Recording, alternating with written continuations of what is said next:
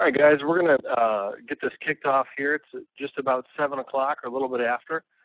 Wanted to welcome you all to our first webinar of 2013, hoping to really get this going here this year. I'm a little sick of us veterans not having a voice and not being able to stick it to the VA, and so I'm hoping by running webinars like this relatively frequently over this year that we'll actually be able to really make things go. So again, my name is Benjamin Krause. I am the founder of DisabledVeterans.org and owner of Armo Press.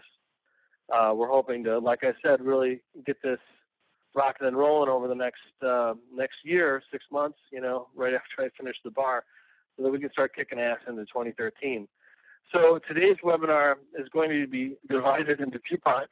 First, I'll fill you in on basically where we've been this past year, and then we'll cover some constitutional issues with respect to where we're going and what I think the government is up to, et cetera. And then on this note, I really want to point out that context really matters. Now, in helping you get the most out of your benefits, you'll need to understand your opponent, which is, in this instance, the VA and the government. Their mission is to keep the cost of war as low as possible. So what this means is that, like an insurance company after Katrina, the government's goal is to keep our payouts with respect to benefits as low as possible. So I'm going to go into a little bit of context about that so that we can have a better understanding of what's going on. And once we get through the context, I'll address your questions on college disability and voc rehab. And as some of you may be noticing, the screen may flicker a little. I'm not sure exactly what Meeting Burner is doing, but it's apparently got a decent load tonight. So it looks like it just may flicker a little bit. So we'll just, okay, is the sound gone? Can everyone hear me? No? Yeah? So Glenn said that the sound is off. Let's see here. Sound check. Sound check? Okay. All right. I see Charlene can hear me. All right. Sounds good. Okay. Thanks, Raymond. All right. Well, we'll kick this off then and just hope for the best. So let's see here. Now, here's basically what we're going to be going over. And as I talked about, we're going to talk a little bit about what is going on, where things have been, and where we're going to be going. Let's see, and basically, to set the mood, I created this little slideshow here. So it's going to have a little bit of country music. I apologize because I'm sure some of you do not like country music. But, I just thought it was kind of appropriate. So here we go.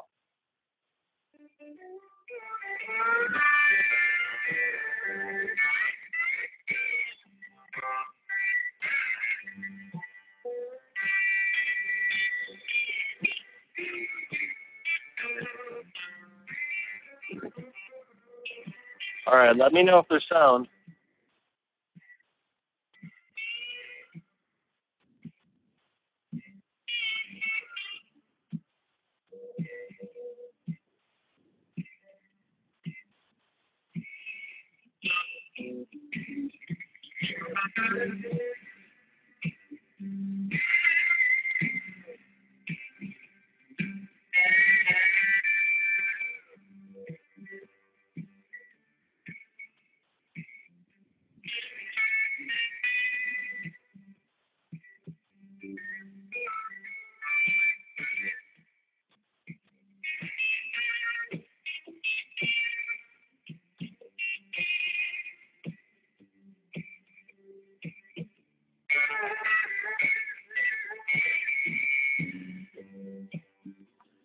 All right, I think we all kind of get the point here of the gist of what's going on. Here, let me shut this off real quick. There we go. All right, so I'm not exactly a huge fan of country music, but it seemed to really fit what we're dealing with respect to the VA. We kind of get the same song and dance, it seems like, every single year. And, Congress doesn't seem to be able to do anything. So as far as the claims backlog, the claims backlog is supposedly the largest issue that the VA will address this next year. At least that's what the largest issue, or I should say that's what the VA claims the largest issue will be. I'm sure they have some other secret things that they're working on. But The VA currently has been pointing the finger in many directions the last year, claiming that all these other problems are what are causing the backlog other than what is really the cause. And so mainly they've been focusing on the cause being the fact that they allowed Agent Orange veterans to finally get a fair shake. Now, this claim is nothing more than bullshit, and the VA never does a thing that is not premeditated. It is known for 40 years that Agent Orange chemicals cause all the diseases that they now admit that it causes. They had plenty of time to staff up and figure out how to manage the influx of disabled veterans. Now, here's the real deal, and this is basically what I told Bloomberg during my interview. I don't know if any of you saw that on the website. But the cause of the backlog is a lack of funding to cover the long-term costs of the current Middle East wars. Despite the problems, both Bush II and Obama have refused to staff up the VA in a proper way. Instead, what they've done is they've hired essentially corrupt contractors that have failed to get the job done and wasted millions of taxpayer dollars and, in the end, not helped veterans at all. This has left a huge burden on traditional veteran service organizations that are now too understaffed to pay veterans the attention their claims require. While some veteran service organizations have done a good job in trying to manage that, there are many veteran service officers that are having a really tough time with keeping up with the large influx of disability claims. Now, on the other hand of this, veterans are being hamstrung because they're unable to get equal representation. While the VA has attorneys that are adjudicating claims and working essentially against veterans, you, as a veteran, cannot hire an attorney until after your claim has been initially denied. And in my opinion, that's also bullshit. If a criminal, a felon, can hire an attorney to represent them in a court of law, I'm not really sure why a veteran doesn't have that option right out of the gate. So, as many of you may know, the Constitution itself has been under attack. Veterans are losing homes because of international laws that have been adopted in many states and municipalities through certain UN initiatives. It may seem kind of strange, but it's going on all over. I was just at a case today where we were representing a Vietnam-era veteran that the government was trying to take his home because it wasn't up to quote-unquote code underneath these international laws that basically make it illegal to have a home that has paint peeling and other types of bizarre problems. But in North St. Paul, if you have paint peeling on your home, it's a misdemeanor punishable of 90 days in jail or a fine of up to $1,000. So it's really a tough shake. So we have due process being a huge issue. And of course, veterans, like I had said, haven't been getting due process with respect to their claims as well. And so they've been having a tough time getting benefits. Free speech is under attack, and the government is currently hiding behind veterans, in my opinion, to under the claim that veterans can't handle themselves and protect themselves through knowledge and education. The VA, I don't know if any of you know this, but the VA now owns the term GI Bill, which is traditionally illegal because the VA did not come up with the term GI Bill. However, now they have a trademark on the term GI Bill, and people like me now, in theory, would need permission from the VA to write about it. So to me, that's a little scary now because the VA itself is now owning language. And so, what's to stop them from, oh, yeah, sorry, Glenn, you're talking about, is the paint peeling in the jail? No.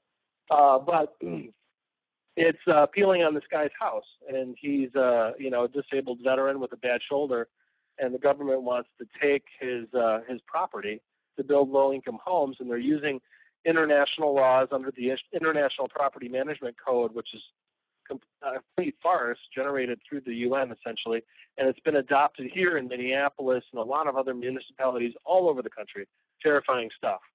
Now, as some of you may know, veterans are now also losing their ability to own guns. Congress is currently debating whether or not the VA should be able to decide whether certain veterans should be able to own guns. And now, to me, this is scary because the VA cannot even figure out how to adjudicate whether or not a person lost their leg in combat, which should be something that's pretty obvious. Meanwhile, on the other hand, Congress is basically saying that they should be able to decide whether or not a veteran who was previously trusted to own guns or use guns in combat should own guns, now that they're civilians. Now, in the next slide here, the question is, where are we going? So in my opinion, we're going to hell in a handbasket fast. And, the VA ignores the law and Congress. It looks like our president ignores the law and Congress as well. They've been doing that for a few different cycles and presidential elections, so it's nothing new. I'm hoping that, through helping all of you guys get your benefits and do everything that you need to do to fight back, that you're actually able to use those benefits to hopefully defend our country in a civic manner now that you no longer are wearing the uniform. So what I like to call it is kind of the DIY style, which in my opinion is great because you don't rely on anybody to fix it. We're all responsible for this, including our own disability benefits. I want to help you be sure that you guys set your eye on victory. So in this, the whole DIY model here is just, get determined about how you will help the country succeed through your benefits. And so this includes education, disability, and how these types of benefits can help fund your war chest moving forward. I'm hoping that through these types of webinars that it helps you guys get involved by targeting certain groups that you agree with and helping you figure out how to plug in and help the cause, whatever that is. I don't even give a shit if I agree with it or not. I just want y'all to get involved. And then last, through these webinars, I want to help you get your benefits. This will help you succeed by, again, financing your own war chest. The more persistent you are, the better your odds are for getting what you deserve. Now here in slide 7 is just kind of an example of some of the stuff that I'm doing this year that has been really helping me, and it's been helping me actually through my own current appeal. And so like I had said before, we're going to be increasing these types of town hall meetings to help all of you guys get your benefits and help all of us talk about what's going on in the VA across the country. I'm personally researching dissent and different types of theories to help us understand how to sue the government and officials when they violate the law. In order to get dug in, I'm reading books like Propaganda, Engineering Consent, Unspun Tragedy and Hope. A few of these are really helping. Thanks, Glenn. That's fine. So really helping me to understand, believe it or not, my disability benefits. And I'll explain what this means here on the next slide. So here are tricks that the VA uses. And so in looking at the book Unspun in Chapter 2, they break down how language is used against people if you're not paying attention to what the other party is saying. And so in Chapter 2, for example, they have 5 different language wars, essentially, that the government or a politician or a snake oil salesman essentially will use against folks. And so first we have, if it's scary, be wary. And yeah, I know it rhymes and it sounds kind of corny, but basically I've heard a lot of veterans say that that they're warned filing for an increase can result in a decrease in their disability benefits. And while to some degree that is true, I'm always an advocate for people pushing to get what they rightfully deserve, and would really hate for rumor mills from the VA or veteran service organizations to prevent veterans from getting what they are deserved. Now, number 2 is a story that's too good. So we've all heard of the example, you just won $1 million, if you call now or whatever. One of the things the VA is doing is they're stamping on veterans' claims something that is called a full grant of your disability. But they're not actually being truthful with that. And I ran into this problem myself and appealed and won. But basically, a lot of veterans are getting a stamp once they get their determination, and the stamp says that they got a full grant. However, the VA is using that in order to try to basically get you to walk away without actually making an appeal or pushing for what you're entitled to. So number 3, we have dangling comparative. And so this is like better tasting beer, which is something I think most of us can identify with in some way. In relation to your disability claim, the VA will say certain things like, the disability is moderate or has a moderate impact.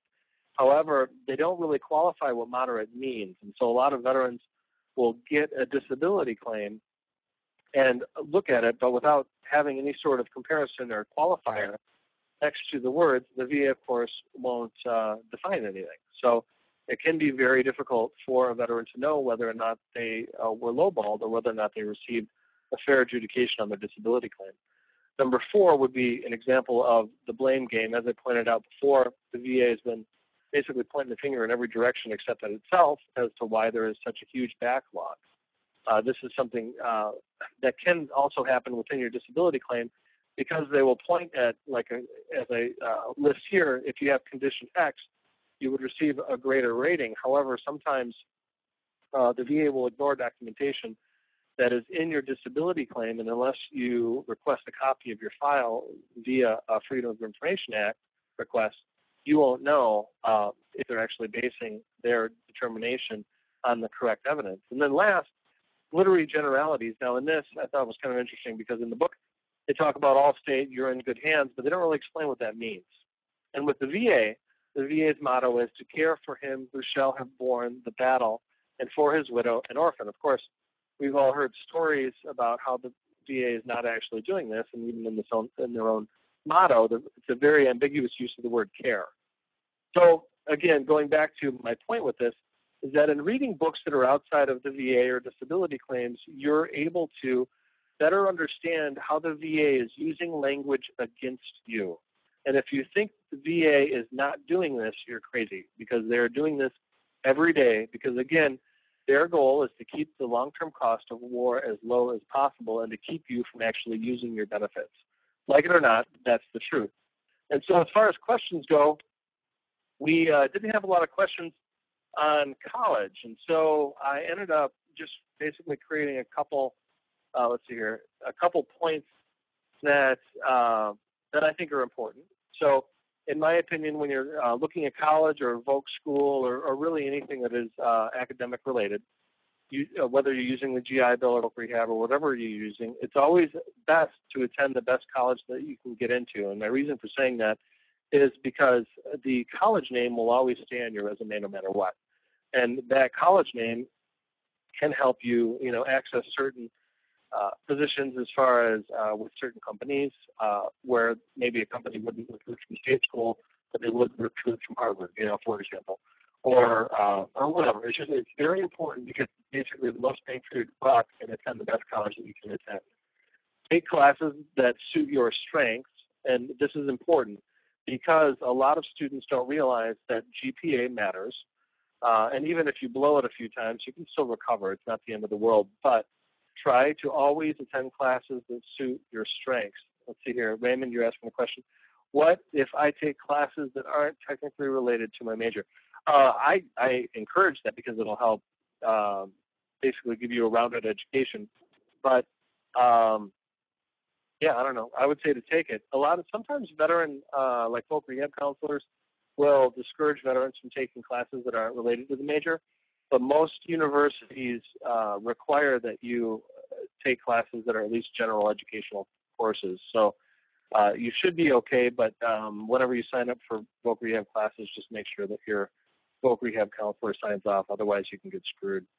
And then as far as, let's see here, what would be another good point? Oh, disability services. A lot of vets don't plug into this, especially if you're a disabled veteran. Veterans can get accommodations when you're at college, so they can give you like lumbar support chairs, quiet testing rooms. Students with, so the veterans with head injuries or other psychological issues like sexual trauma, etc., may be eligible for accommodations like a quiet testing room, extra test time, note takers, all kinds of different types of accommodations. In my own experience, I was able to get a waiver for my second year of Spanish because my head injury prevented me from being able to learn the language sufficiently to where I could talk. And of course, that's a big part of learning Spanish. So I didn't have to take a second year Spanish for that reason. I was able to take a different type of course.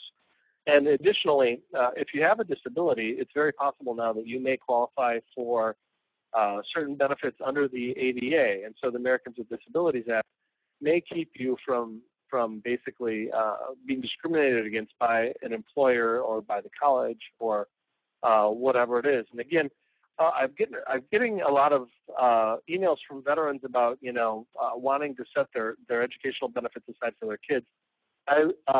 this is admirable. On the other hand, there's really nothing set in stone whereby you can guarantee that those benefits will actually be there for your children. And as we're learning through sequestration, the government can at any time cut whatever the hell it wants to. And if you set your GI Bill aside and then, God forbid, 10 years down the road, they decide that they're not going to allow children to have it anymore because they need to save money to pay offshore corporations or whatever, that's not going to be there. And right now, our country, in my opinion at least, is in a very, Jesse, don't worry about it being fast. I'm just trying to get to the questions because the questions are where the beef of this is at. I just wanted to kind of run through some of this stuff a little on the quick side. So I apologize if this is too fast. But anyway, going back to the educational stuff, I really encourage a lot of veterans to take advantage of the benefits that they have right now, because we don't know exactly what's going to happen in our country in 10 years. And in my opinion, we need more educated veterans getting out there and getting involved in politics or becoming lawyers or doctors or great technicians or whatever, and being successful at that, rather than waiting for the next generation to do it. So that's don't worry on memory. I'll make this available to everyone who attended, so you guys can get to watch the webinar, and I'll also include the PowerPoint so that you can read it. So now I wanted to step in finally to the disability questions. And this is kind of what you guys all tune in for, but I wanted to give you my own propaganda about getting involved in politics and Constitution and all that stuff, because I think it's really important. So anyway, I've given you my stuff on getting involved in politics and the Constitution. So to your disability questions, the one of these was, and if some of you sent some in, what I tried to do is boil these down so that they would apply to everybody listening, but also to answer your question. And so I made these somewhat general, but I'll hopefully answer everyone's question with each one of these. So the first one is, how can I speed up my claim? That's a really good question. I get that a ton. A lot of veterans are really pissed because they've been waiting for a decision for the past 18 months. They haven't gotten a decision. What can I do to speed this up? There are a few different things. Mainly, what I tell everybody is, first, never rely on the government to do anything. So if you happen to get your claim through and it goes through fast, great. That's great for you. It doesn't work out that well for most people, and if you do get your claim done quickly, a lot of times it's done wrong. So you'll have to go back and appeal anyway. And so currently, I just won a 10-year appeal from the VA, but they screwed up some of my stuff, and so I have to still appeal, which is kind of ridiculous. But that is kind of the way it is. So with the question on how can I speed up my claim, first is to make sure that you go through your own claim file closely. Don't rely on a veteran service officer or a lawyer or anybody else to do that for you. You're the one who is going to have to live with whatever that decision is. And for that reason, I think it's very important that every veteran becomes intimately familiar with their disability file. So that basically is your service medical records and whatever VA records and private healthcare records that you have. Understand them, and then understand them in the context of the story. So it's going to be your job to really explain what the situation was in a clear and concise manner to the veteran service officer or to the lawyer, who in turn will relate that to the VA. And so this is the way you can speed up your claim. You can speed it up by knowing your claim inside and out and being concise and brief with it. Also, by hiring private care providers, this can also speed up your claim. So you can go out, get a second opinion, and have that be given to the VA, and that may expedite the claim as well. Aside from these things, which are basically evidence-related and essentially helping the VA gather evidence, unfortunately, there's not a whole hell of a lot else you can do. So once you've actually gathered all the evidence that you can, all you can do is really do one of two things. You can wait, or you can contact your congressman, something like that.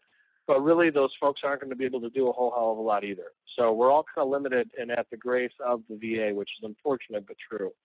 So beyond helping gather evidence, there's not a lot else you can do to speed up your claim. The next question, how many veterans claims are denied? I think the last stat I had read was about 30. So 30% of claims are denied, give or take. And of those claims that are denied, about 60% at least are denied in error. Now, of the 70% that are approved up front, I don't know if those folks were lowballed or not. So that's a question. We're not really sure if the other 70% of claims that are approved, are they approved properly? Or did somebody get a 30% disability when they should have received, a 70%, something like that. So the next question, are there different ways to gather evidence? This is important because, yes, there are different ways to gather evidence. Some veterans, especially Vietnam-era vets, are having a hard time proving that they were in country, especially if you were working in black ops or something related to that, where there isn't a huge unit move where you were brought into the country.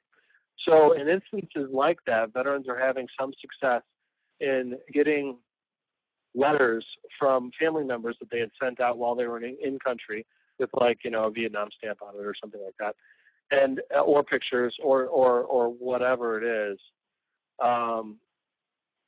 Okay, Jesse, I'm reading your question here. You're asking, when you have time, how do you know? Okay, great. I'll get to that one next.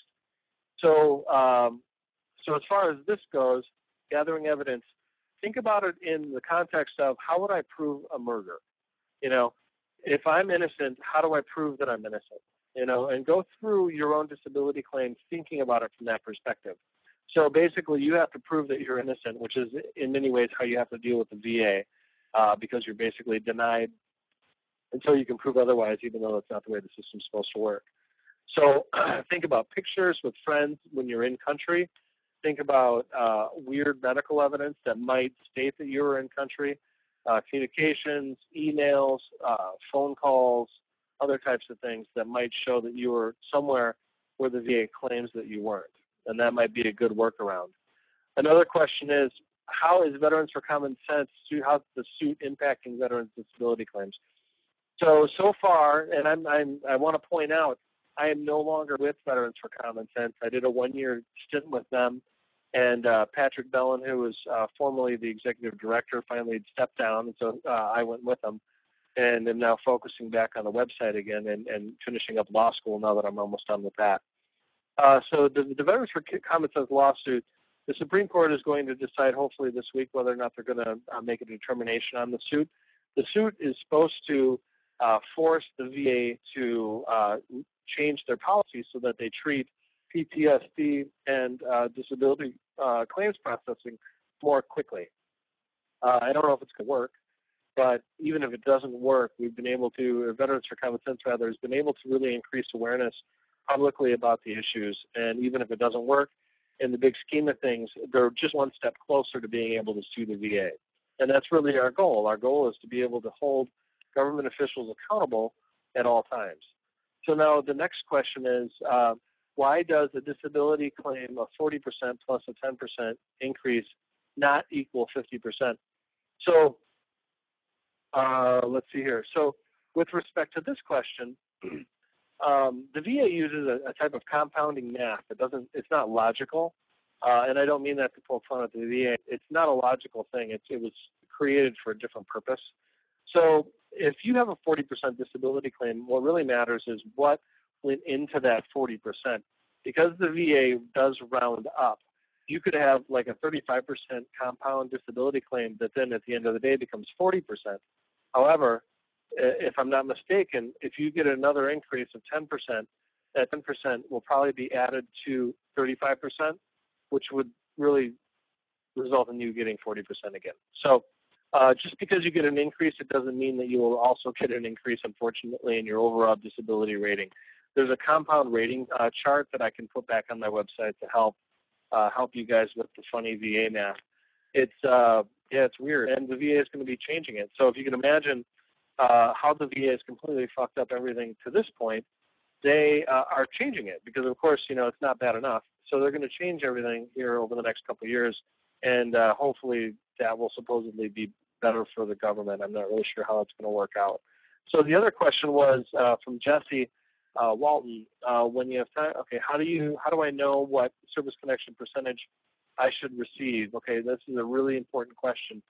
you need to Google, I'll type it into the chat bar here, 38 TFR Part 4. Oops, there we go. Sorry about that. Part 4. And this this will have the rating schedule in it. Once you pull it up, then you'll be able to basically hit Control Find, and then whatever condition you have, put it into your Finder, and it should bring you to that part on the page. It's a really long section within the VA law, but it will tell you what your rating should be. That doesn't mean that it's the rating that you have. It just will tell you that it's the rating it should be.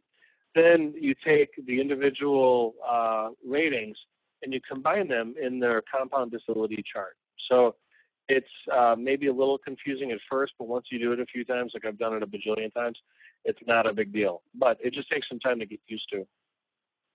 So the next question is, can VA decrease my rating if I apply for an increase or use Voc Rehab while on individual unemployability? Now, this is a pretty good question, and you hear this a lot. So basically, first, yes. If you apply for an increase, the VA could determine that you've somehow gotten better and decrease your rating. So that can happen. You just have to be, careful and understand what you're doing. The next part of this question is, if I use, can my disability be decreased if I'm on individual unemployability? So basically, individual unemployability is a situation where you have a disability claim of, let's say, 70%, and the VA determines that you're not able to find work, and then they give you what's called an extra scheduler rating of 100%.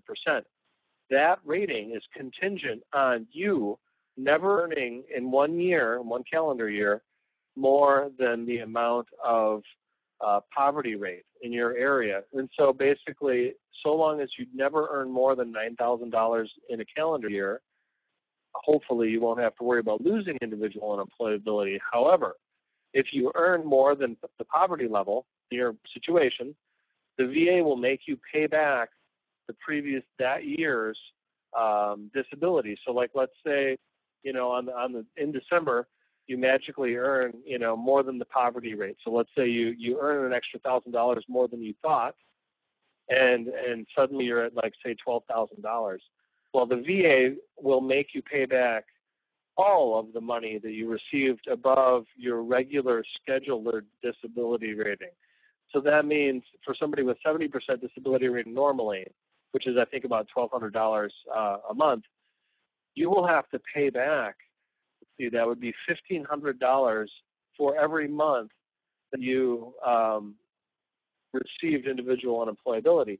And so if you received it for the whole year, then you're going to end up having to pay back that entire extra amount. And so basically, I think that comes to about $18,000 that you'll have to pay back if you go over. So you have to really be careful. So Lindsay's asking, how do you know if you are IU or not? Lindsay, you would know because it would say in your disability claim, the most recent one that you have. And I don't recall exactly what other notice that they'll give you, but you should know within your documentation whether or not you are 100%, like myself, or if you are 70% IU. Like there's a difference. You had to go through a process in order to get there. So you should know. And if you don't know, definitely find out as quickly as possible. The next question is, can total and permanent rating result in student loan discharge? Once you have a total and permanent rating, which is 100%, a total and permanent rating can result in a student loan discharge. This means that once the VA makes this determination, there are forms within the federal government that you can provide to the lending agencies, along with the proof from the VA that you are total and permanent, and they may discharge your student loans. I don't know if it's automatic, but it's definitely possible. There are quite a few people who have received the loan forgiveness. So I think that kind of answers it. Oh, and then the other part is Voc Rehab. If you're using Voc Rehab, first of all, Voc Rehab doesn't like letting people with IU into Voc Rehab. For some reason, they think it's bad. But If you do use Voc Rehab, let's see, question, what about student loan discharge with IU?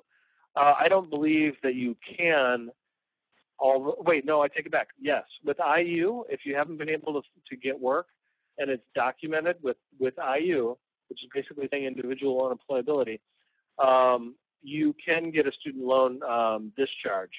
However, with the discharge, just know that you can never get a student loan again, or at least as far as I know, you're not supposed to be able to. So keep that in mind when you do it. Like in my situation, I have, over 100, 200,000 in student loans from law school and such. So for me, yeah, it would be badass to have, that kind of a thing. I just, in my situation, probably wouldn't qualify. But for other folks out there, if you have student loans, you're unemployed, you have an IU rating, and you have an IU rating from the VA, you should be able to get it sorted out, I believe. So let's see, Cedric just asked, if you apply for and get IU, can that help increase your... Okay, so once you get IU, that caps you out at 100% no matter what. The only catch is, if you ever, outside of the VA, earn, 9 or 10 grand, or I should say more than that, you'll lose IU and then have to pay the money back. If you are total and permanent, to give you an example, John McCain is, Senator John McCain is total, he's 100% disabled. But he's earning a ton of money, as a congressman, and probably a ton of other money because of God knows what. So, yeah, so if you're permanent and total or total and permanent, earnings, no big deal. IU, you can run into problems. So let's go on to disability. So Voc Rehab, my counselor is an ass. How can I fix their wagon? So I get this question a lot. A lot of veterans have a hard time with their Voc Rehab counselor. There are some great ones, like Director Fanning seems to be a really great counselor. Others are jerks. There are some solutions that I'm actually working out right now with one of the agencies that's responsible for regulating and certifying Voc Rehab counselors outside of the VA. My theory is that if you're able to basically get them into hot water with this licensing agency, that it may get them to, take action. But basically, if you have a counselor that's a bad apple, it's really tough. Let's see here. Benjamin, question on Q. Okay, Craig, I'll get to that in a second. So with respect to getting around your counselor, really the only way you can do it is by requesting a new counselor. And the only way you can really request a new counselor is by contacting what's called the Voc Rehab officer. That's the person who's the head of the office. And you need to have a real verifiable reason as to why you need a new counselor. So, I had asked Director Fanning about that, and it sounds like while you're supposed to be able to get a counselor reassigned, it's a little harder in practice than in theory. So there's no firm answer on how to fix the wagon of a counselor that's being an ass, but there are certain ways, and just check back on the website over the next couple months. I'm going to be researching that and trying to come up with a good solution. The next question is, can you get in can you get into Voc Rehab if you've been out of the military for more than 10 years or 12 years? The answer is yes, especially if you've been able to, especially if you've been able to get a recent disability rating or a rating increase. Like, those are two situations where a veteran can definitely have some success in getting access to the program. Now, if you've been out of the VA, out of the military for more than 10, 12 years, and you got your disability rating maybe 12 years ago, and there's been no increase, it'll be really tough for you to get in. Not impossible, but tough. It'll be up to the discretion of the counselor, and sometimes the counselors just don't really want to deal with it. So to your question on the queue, Craig, I have a service connection for one condition, but it is at 0%. I'm looking for an increase. Okay, so let's see here. Okay, so you have conditions in your, okay. So basically what you need to do is to firmly document what you have and go get what I would suggest, at least, and this is what I am doing and have done, is getting private care practitioners, so doctors, psychologists, or whoever, to verify your current condition and to connect that via a nexus with whatever was going on in service. And there's more, I think, a better explanation than on my website and some other websites that'll explain the nexus component. But the Q is tricky. So I've had 4 Qs in my claim, which is near impossible to do.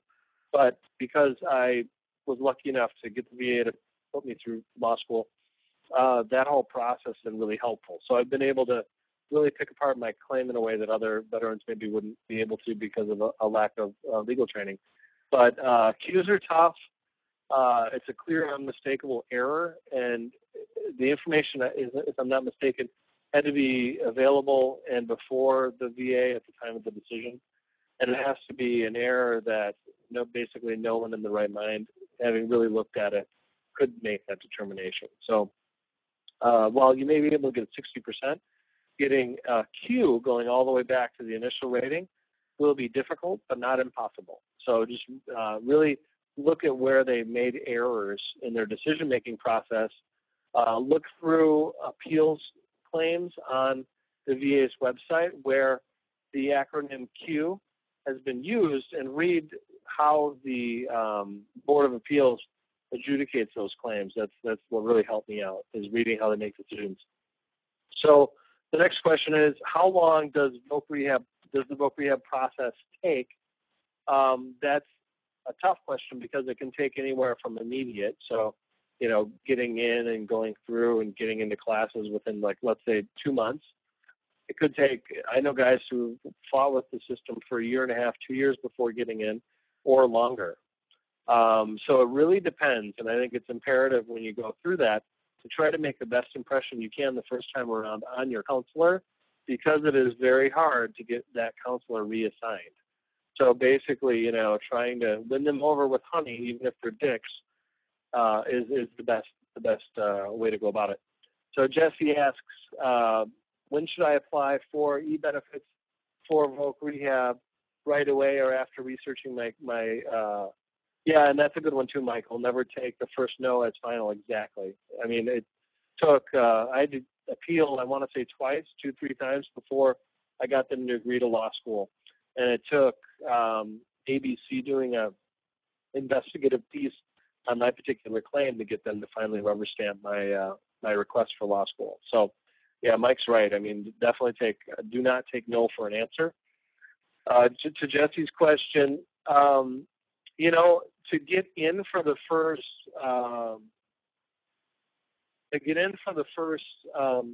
meeting, it can be long. It can take a month and a half, but I've heard a lot of claims recently of veterans getting in for their first appointment within about 3 to 4 weeks. So just make sure that you know your stuff. There's no reason why you wouldn't be able to dig in and do research on your claim in a couple days. And then, we sell a book on our website. There's a lot of free information on the website too that, can help. So, you should be able to sort it out pretty quick. It shouldn't take you longer than, maybe a week to prepare for your claim. And I know people that after reading my book got ready in one day and were ready for the appointment the next day. So the next question is, will voc rehab pay for certifications and related expenses? The answer is yes and no. They will if they approve the track that you are going down, but sometimes they won't. Sometimes they'll want veterans to get a degree rather than getting a certification for whatever reason. I'm not sure why that is. But voc rehab will pay for related expenses. They'll pay for tools. They'll pay for, like, if you're a mechanic, they'll pay for, the mechanic stuff. If you're a barber, they'll pay for barber stuff. I know a guy that just got approved for barber school recently. Other people have been approved for, like, guitar school, other weird stuff. So so long as you can really prove that you deserve whatever claim that it is that you're making, voc rehab might approve it. You just got to really be on your ball when it comes to that appointment.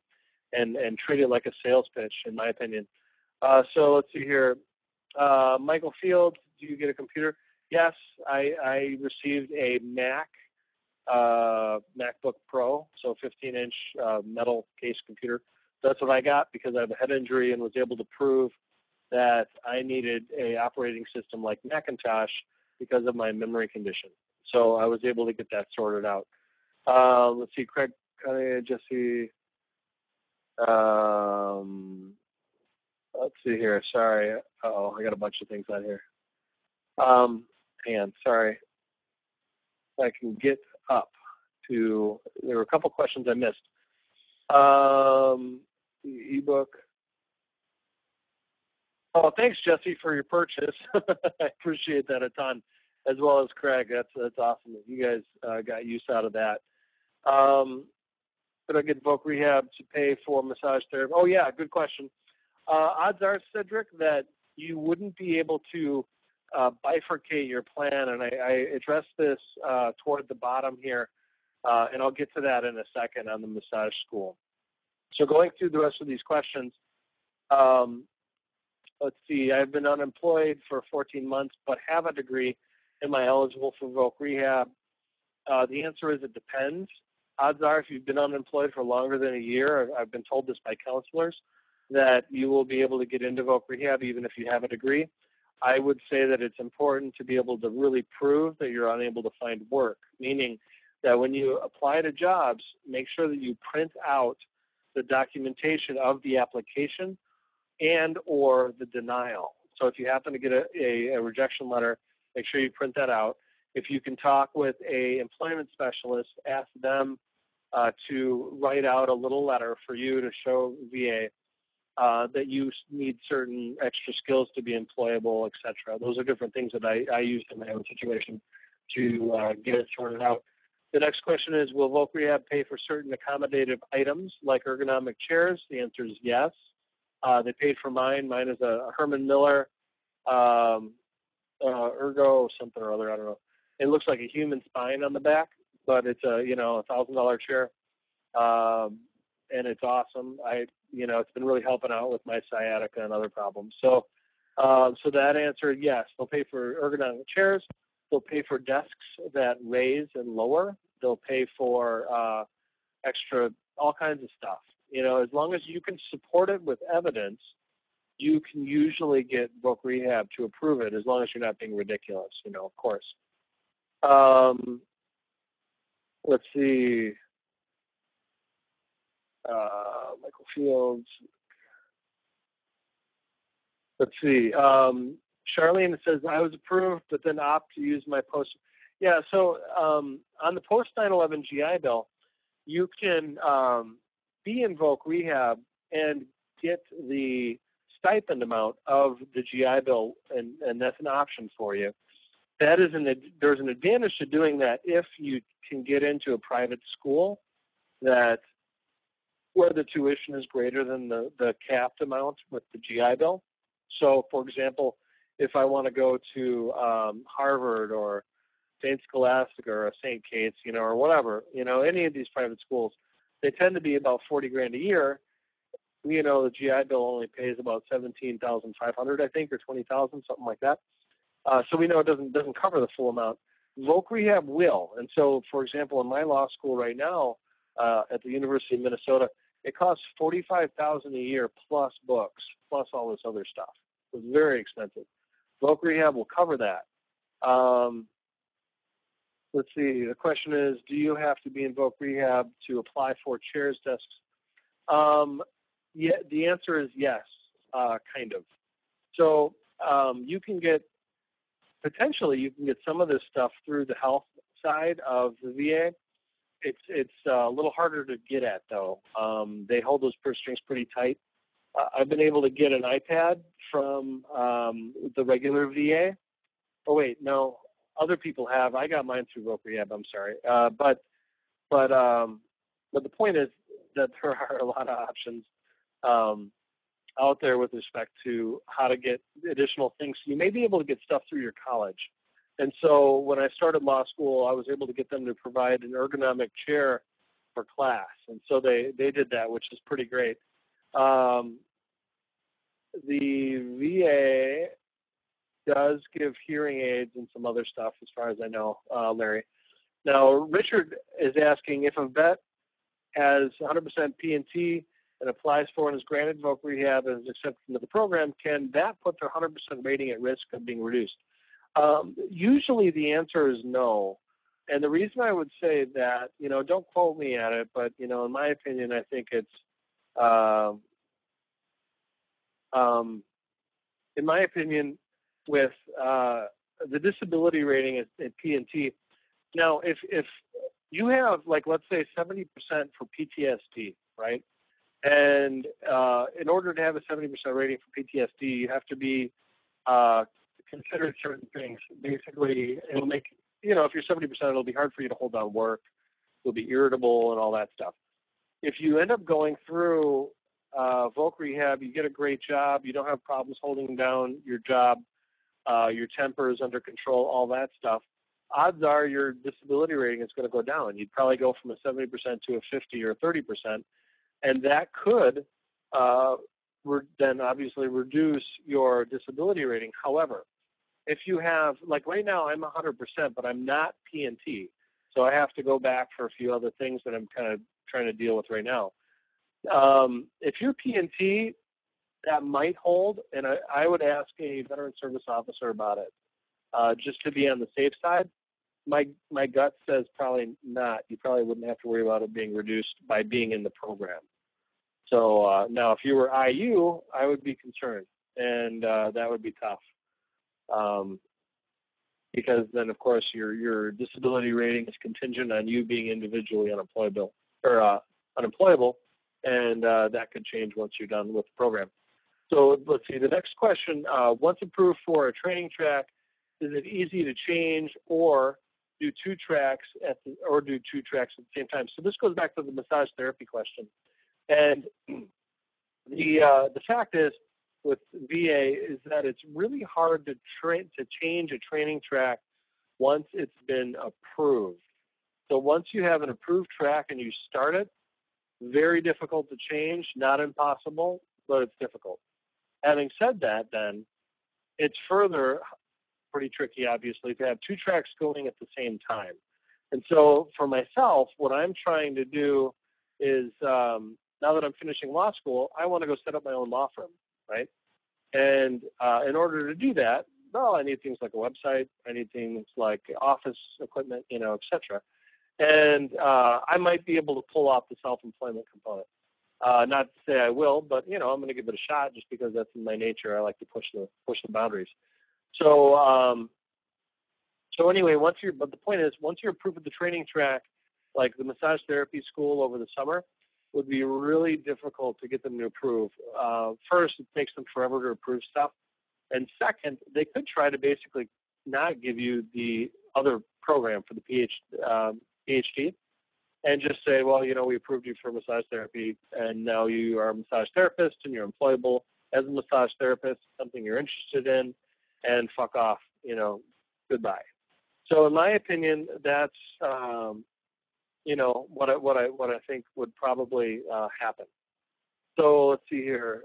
Somebody asked another question. So Sarah, you, yeah. So you asked, do we have to kiss voc rehab's ass? All right. So the answer is yes, you do. This is my opinion, but I think that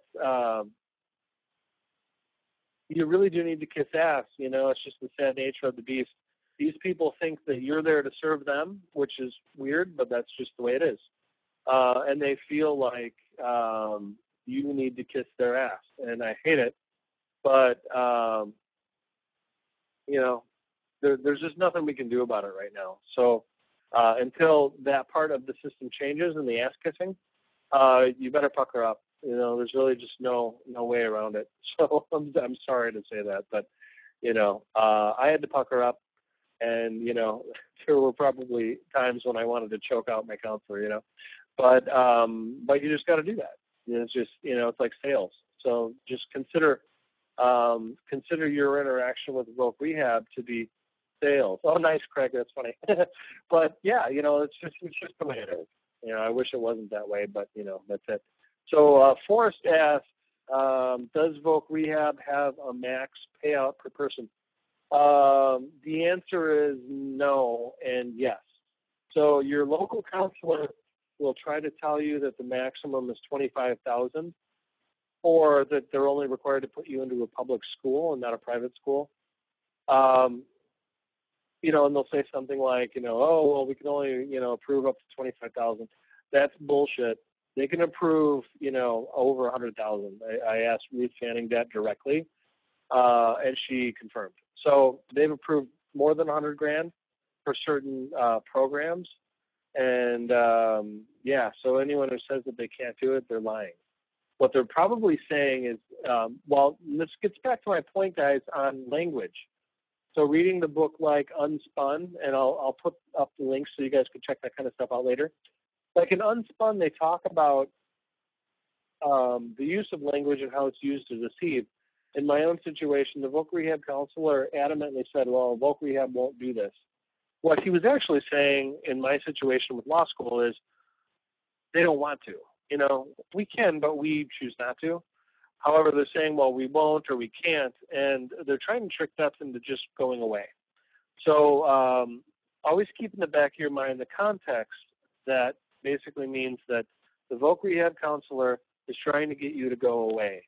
That may not be true, but if you go into the meeting with that in the back of your mind, everything they say and do will be in that context, and you won't get pissed off. So if you have PTSD or some other thing and you go in there, knowing that they're going to fuck with you, it makes that, if it does happen, God forbid, it makes it less of a big deal, and you may not, respond. So the less you respond to their antics, more likely they are to approve you, because what they're doing is a type of social engineering, manipulative process, I call it, but I think it's dickish. But what they're doing is they're trying to trigger your disabilities to see whether or not you can manage college or a job where somebody might fuck with you.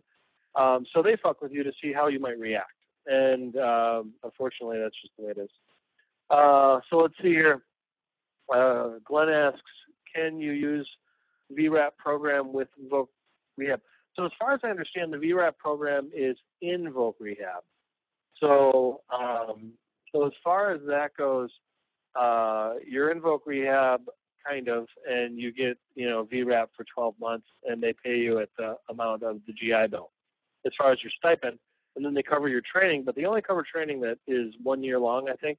So the program is kind of goofy because most types of technical program trainings are longer than that. So they almost set up VRAP to fail. And anyone who says the opposite is, probably full of shit. So Diane Butts, let's see what she asked. This is a long question. Thanks for status. Okay. So Diane asked the Voc Rehab counselor 4 months ago for a status on her file, and she's wondering how long it's going to take. She applied back in 2011 of October. So she's been waiting for a little over a year for Voc Rehab. Diane, you need to send that. Okay, so this is a lesson to all you guys dealing with Voc Rehab. Never rely on them to do what they say they're going to do over the phone or in person. Never. And the reason I say that is, if you can't prove that something was said, it didn't happen. It doesn't matter if it really happened. Who knows? Until you can prove it in writing, the VA will deny.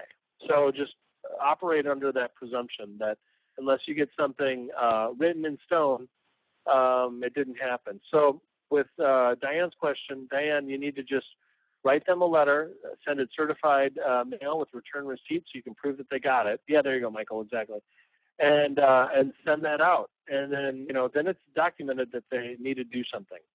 So they're supposed to respond within a couple weeks. They should respond within, according to Ruth, they should respond in, a week or two. And if they don't, then they're, basically ignoring you. So At least just know that that's the case. Sean asks, can someone get Voc Rehab and post 9/11 at the same time? So you can't use the programs at the same time. What you can do with Voc Rehab is you can have Voc Rehab pay for the private school or whatever, wherever you're going, and opt for the stipend amount of the post 9/11 GI Bill. So, like, if you're a single person, Voc Rehab pays you $600 a month to go to college for your stipend. Whereas if you go to college and the GI Bill, it pays around $1,400. So if you're in Voc Rehab, they're paying for everything. You can opt for the post 9/11 GI Bill as long as you have eligibility left of the GI Bill. So you can't use them both at the same time. You can opt for the stipend of the GI Bill, however. That's a little caveat. So let's see here. So Glenn, you're asking a really involved question there. Why don't you, on what else you can do, why don't you email me later and just send that to me, and I'll send some ideas. It would take me a little while to address that. As far as what else you might do, I have some ideas, but it would just take me a little while to write that up. Let's see here. And otherwise, I think that, oh yeah, Glenn, and the fork's done. That's true. So Ray, in business law, an oral contract is just as binding as written. What gives the VA not acknowledging this? That's a great point, Ray. And that's something I've talked with the VA about because the VA is actually involved in breaking contracts with veterans on a regular basis. And I've addressed this with Director Fanning. They've also been involved in fraud. And so, or not necessarily fraud, but deception. What I mean by that is when you go in for your first appointment, the psychologist engages in what is called a forensic examination. They don't tell veterans this, but basically it means that that evidence that counselor brings in during that first examination is basically legally binding, and so it's creating a record for a potential court hearing or whatever. And so when you go to talk to the counselor, they don't tell you that they're actually gathering evidence. A lot of veterans think that they're going into that first meeting, to get help or to whatever. But that's not the case, unfortunately. Unfortunately, in most situations where the counselor is antagonistic, what they're trying to do is draw you out so that they can forensically make a determination about whether or not you're suitable for employment. And I think that's dishonest because they don't inform you that they're doing that ahead of time.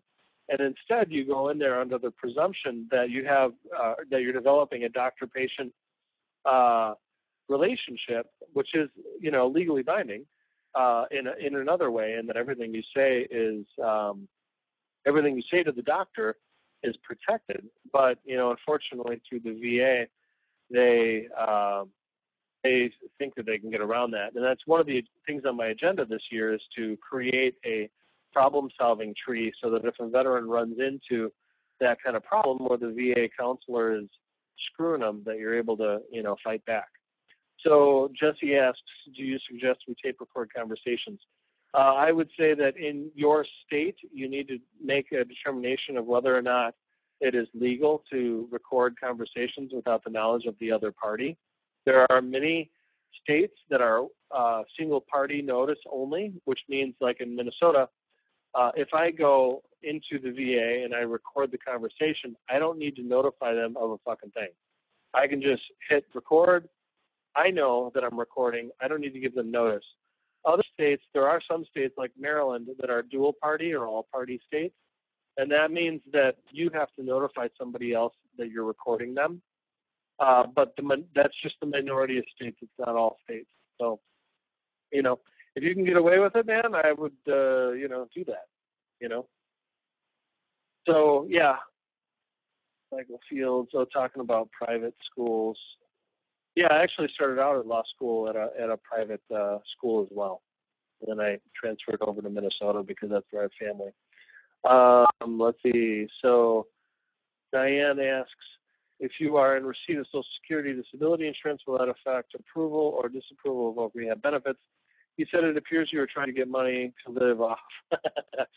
All right. Well, yeah, I mean, anything you do can affect your voc rehab claim. And it can affect your claim on the front end. It can affect it in the middle. It can affect it at the end. So any type of change to your disability situation can affect voc rehab, both positively and negatively.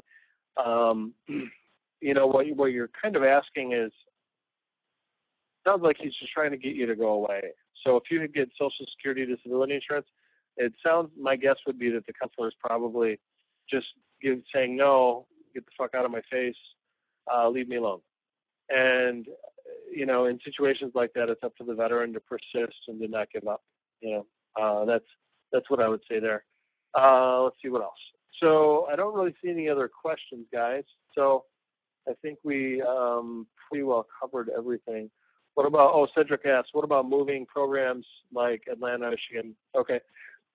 So,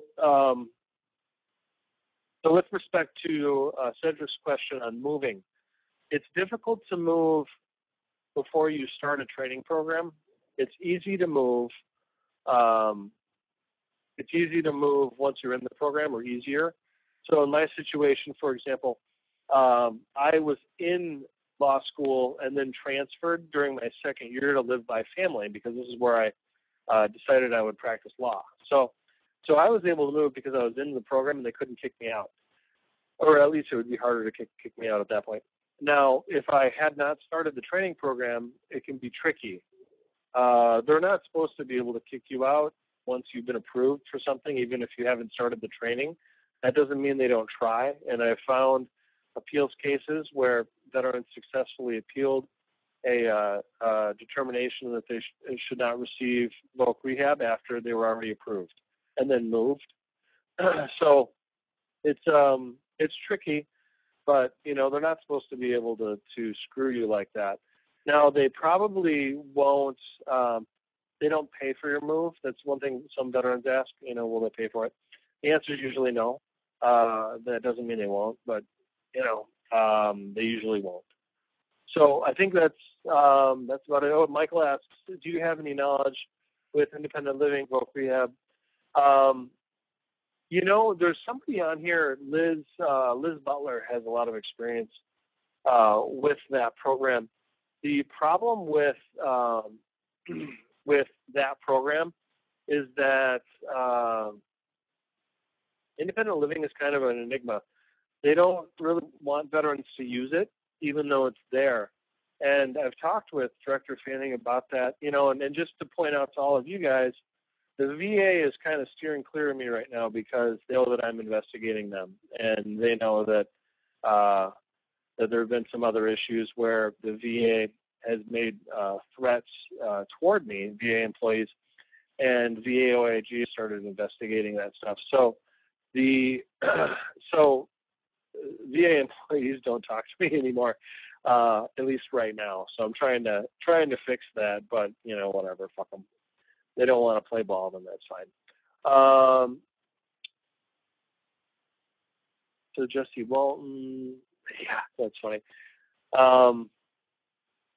Let's see. Yeah, so as far as independent living, I've written a little bit about it. I should write more about it. There's one of the people on this chat room is very experienced in independent living. It's a tough program to get moving. Once you find a counselor that will work with you, it can be a great program. I mean, they can pay up to $100,000 or whatever to accommodate your house, to get you a car that is like, if you're paraplegic, they'll pay for a car to be retrofitted so you can drive it with your fingers. They'll do all kinds of stuff. But it's tough to kind of get that sorted out, unfortunately. Let's see. Michael Lutz, can you back to Q? Mike, what do you mean you're asking back to Q? Are you referring to something other than the clear and unmistakable error, or what do you? Yeah, not sure. See, how about if you are over 65 and get regular Social Security? Well, I guess I'm not really sure what you're asking about that one. If you're over 5 and getting regular Social, okay, voc rehab. Yeah, some veterans get it. I know that I think that the oldest veteran that I'm aware of was probably close to 80 years old who went through voc rehab. It's you know, you never know. It really is dependent on the counselor and how you're able to kind of sell them on helping you, and you got to kind of convince them to do it, especially the people who are civilians. Sean asks, if you are SSI, is it an automatic 100% VA disability? The answer is no. The VA sometimes decides to follow what the SSI laws are and determinations. Sometimes they don't. When it comes to disability, they will usually ignore Social Security law. And so, so being totally disabled under Social Security does not automatically mean that you'll be IU or anything else, unfortunately. That's one of the kind of weird caveats. Okay, so your question is, then explain how VA doctors are screening you without your knowledge. I'm referring to voc rehab clinical psychologists. Those are the folks that you meet with when you first go in to your counseling session the first time, and it's usually the person who pisses off a lot of vets as well. And what they're doing is a forensic examination, and so they're actually trying to push your buttons on purpose and creating a forensic record. So they're not developing like a client-patient relationship or a doctor-patient relationship. They're developing a forensic record that is a legal thing without your knowledge. So that's what I was referring to. Let's see here. Well, what else we got going? Oh yeah, here you go. Liz is talking about the ILP, focus on your quality of life and not working. ILP doesn't deal with anyone who wants to go to school and work. Yeah, that makes sense. And it does actually. One of the things that folks don't realize, and most voc rehab counselors don't know this either, is that the purpose, the legal purpose or statutory purpose of why Congress created voc rehab is so that it can allow the veteran who is disabled to be as functional in their current living, so that they're how does it work? Basically, to cut out your disability as though you don't even have it, and so to make you as functional as if you didn't have a disability. And so the whole purpose really is all about freedom of living and your ability to function as if you didn't have a disability. That's really the purpose of voc rehab. A lot of counselors don't know that or choose to ignore it, and that's why a lot of veterans have problems with that program.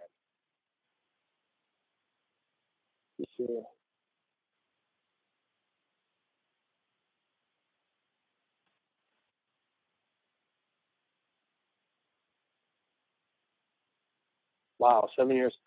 So Jesse's talking about having a tough time finding work. He's a former infantryman. Yeah, wow. So to determine employability, it's a tough one. I mean, if you haven't worked in 7 years and it's because of PTSD and other conditions,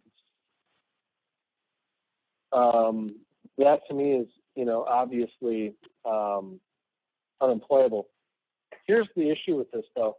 Going back to my constitutional point on gun ownership and stuff like that, if you have a disability that is severe, such as potentially keeping you from employment, it's possible that all of those veterans who are on IU will be deemed by the VA unsuitable for gun ownership. And so while the the military had no problem sending you to war and doing atrocious things or doing whatever that you had to do to get the job done, now they'll say that you can't own a firearm. So when it comes to the IU stuff, I'm personally a little nervous about that myself. I think that the VA is going to be taking veterans' guns away, but I don't know. That's neither here nor there right now, I suppose. So, Sean, you're asking about the records. Yeah, you can get your records. That doesn't mean that it'll be the full record. Unfortunately, it's supposed to be the full record, but that doesn't mean that they're actually doing the printouts. Voc Rehab has certain screens that, unless you specifically request certain screenshots, the information won't be in your file. So I've had to request screenshots of serious employment handicap to prove that the counselor at the time determined that I had a serious employment handicap to be approved for. Yes, Cedric, feel free to email me. So back to the question, Sean. Yeah, you may not see the forensic record. It may be in the computer system or locked away somewhere in some magic vault that the VA has. And so you may not have access to it necessarily. Just because you request your records doesn't mean they won't hide them in some other way that, keeps you from getting it. But let's see here. Yeah, Mike, it does sound like a constitutional challenge waiting to happen.